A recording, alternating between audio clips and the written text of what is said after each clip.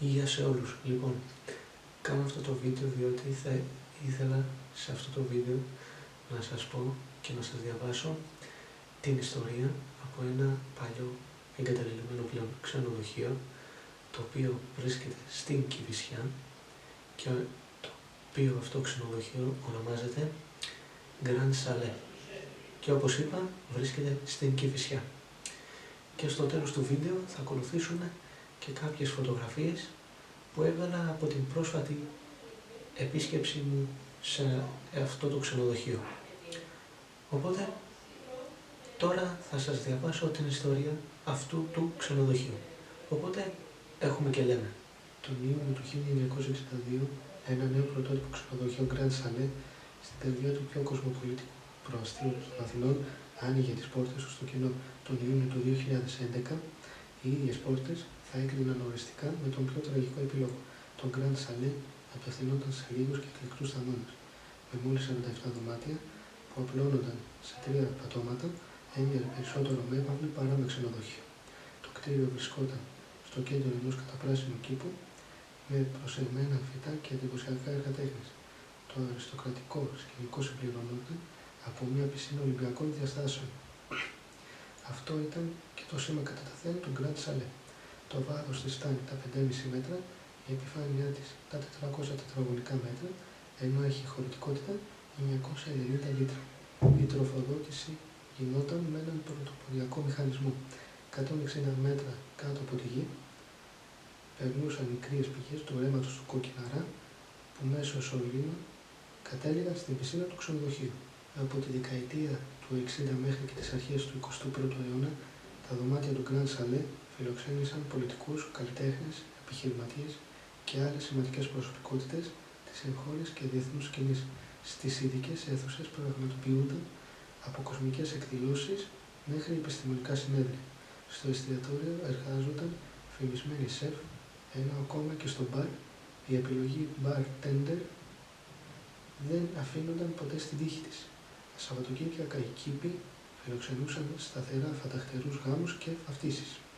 Τους καλοκαιρινούς μήνες η πισίνα γέμιζε όχι μόνο με θαμώνες του ξενοδοχείου, αλλά και με λεγόμενους από όλη την πρωτεύουσα.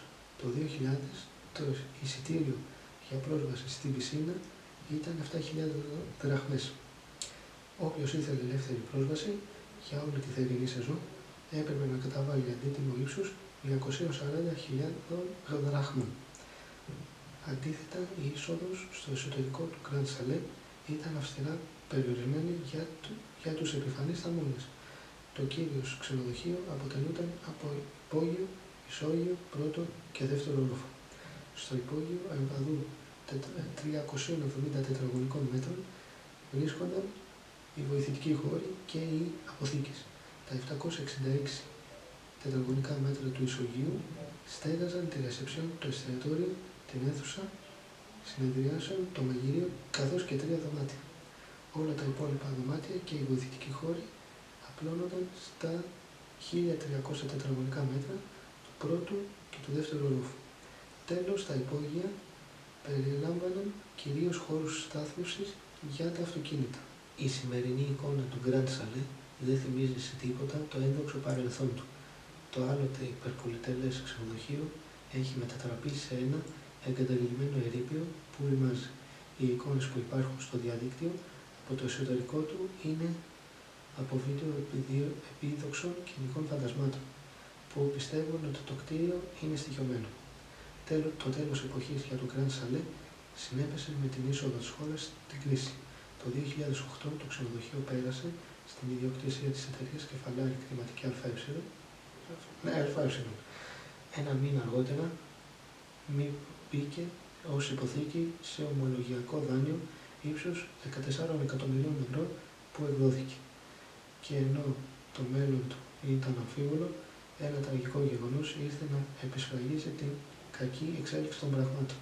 Τον Ιούνιο του 2011, ο γιος της οικογένειας Αποστόλου, οι ιδρυτές του ξενοδοχείου, βρέθηκε δολοφονημένος στη διόροφη μεζονέτα του στην Κηφισιά.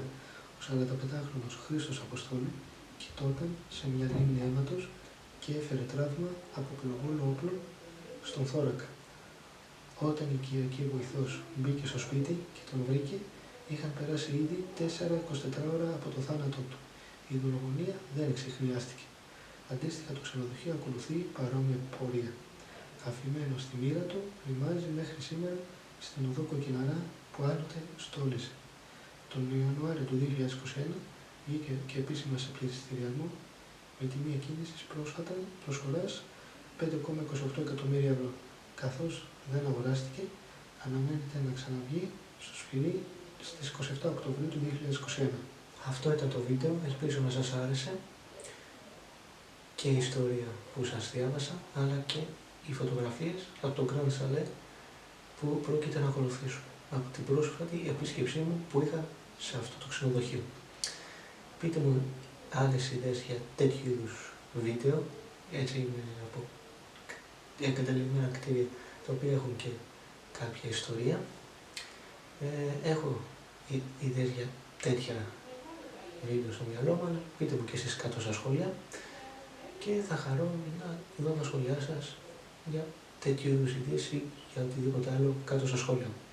Και πάλι, ελπίζω να σας άρεσε αυτό το βίντεο και τώρα ακολουθούν φωτογραφίες από τον Grand Chalet το οποίο είχα επισκεφτεί πρόσφατα. Μέχρι το επόμενο βίντεο τα λέμε. Γεια σας.